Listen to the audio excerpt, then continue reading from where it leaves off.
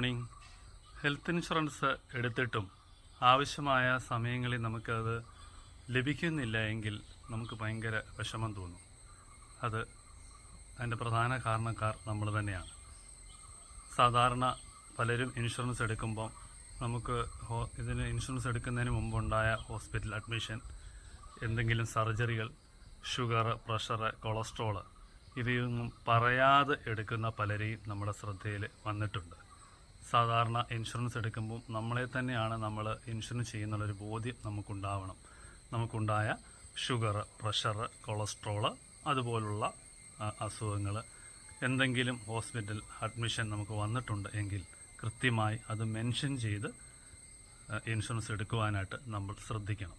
കൂടാതെ ഇൻഷുറൻസ് നമുക്ക് ലഭിച്ചു തുടങ്ങുന്നത് ആക്സിഡൻറ്റ് പോലുള്ള കേസുകൾ ഇൻഷുറൻസ് എടുത്ത് ഡേ 1 മുതൽ കവറേജും, പനി അങ്ങനെയുള്ള ജനറൽ കാര്യങ്ങൾക്കുള്ള അഡ്മിഷന് 1 മാസം കഴിയുമ്പോഴും, എന്നാൽ സർജറി പോലുള്ള കേസുകൾ, നമ്മുടെ പ്രീ എക്സിസ്റ്റിംഗ് ഡിസീസുമായിട്ട് ബന്ധപ്പെട്ടുള്ള കേസുകൾക്ക് നമുക്ക് 1 വർഷം മുതൽ 3 വർഷം വരെ വെയിറ്റിംഗ് പീരീഡ് ചില ഇൻഷുറൻസ് കമ്പനികൾ പറയാറുണ്ട്. എന്നാൽ നമ്മൾ ഹിസ്റ്ററികളെല്ലാം പറഞ്ഞ് നമ്മൾ പോളിസി എടുക്കുകയാണെങ്കിൽ ഈ മെച്യൂരിറ്റി പീരീഡ് കഴിയുമ്പോൾ തന്നെ നമുക്ക് കൃത്യമായി ഇൻഷുറൻസ് എത്ര നമ്മൾ സം ഇൻഷുർഡ് എത്രയാണോ 1 വർഷം നമുക്ക് എത്ര കിട്ടുമോ അത്രയും തന്നെ നമുക്ക് ലഭിക്കാനുള്ള എല്ലാ അർഹതയുണ്ട്. എന്നാൽ ഡിസീസുകൾ മറച്ചു വെച്ചിട്ടെടുത്താൽ ക്ലെയിം മുഴുവൻ റിജക്റ്റ് ചെയ്യപ്പെടും. പ്രത്യേകമായിട്ട് പലരുടെയും ഒരു ചോദ്യമാണ്, OPDയിൽ വന്ന് ചികിത്സിക്കുന്നതിന് ക്യാഷ്ലെസ് കിട്ടാറുണ്ടോ? ചില ഇൻഷുറൻസ് കമ്പനികൾ അതിന് ക്യാഷ്ലെസ് ഫെസിലിറ്റി കൊടുക്കാറുണ്ട്. എന്നാൽ മിക്ക ഇൻഷുറൻസ് കമ്പനികളും അവ റീഇംബേഴ്സ്മെൻറ്റ് ചെയ്യാനാണ് സാധാരണ പറയുന്നത്.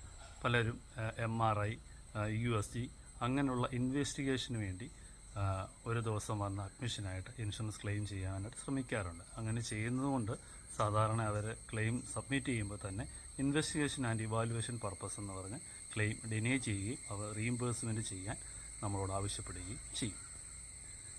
അതുപോലെ തന്നെ പലരും ചോദിക്കുന്ന ചോദ്യമാണ്, നമുക്ക് 5 വർഷമായ ഒരു പോളിസി ഉണ്ട്, അത് എലിജിബിലിറ്റി നഷ്ടപ്പെടാതെ വേറെ കമ്പനിയിലേക്ക് മാറ്റാനായിട്ട് വരും. തീർച്ചയായും ഇൻഷുറൻസ് കമ്പനി ഇപ്പം അതിനും അവസരം നൽകിയിട്ടുണ്ട്. നമ്മളുടെ എലിജിബിലിറ്റി 5 or 10 വർഷമായ പോളിസികൾ എലിജിബിലിറ്റി നഷ്ടപ്പെടാതെ മറ്റ് കമ്പനിയിലേക്ക് പോർട്ട് ചെയ്യാനായിട്ട് നമുക്ക് സാധിക്കും.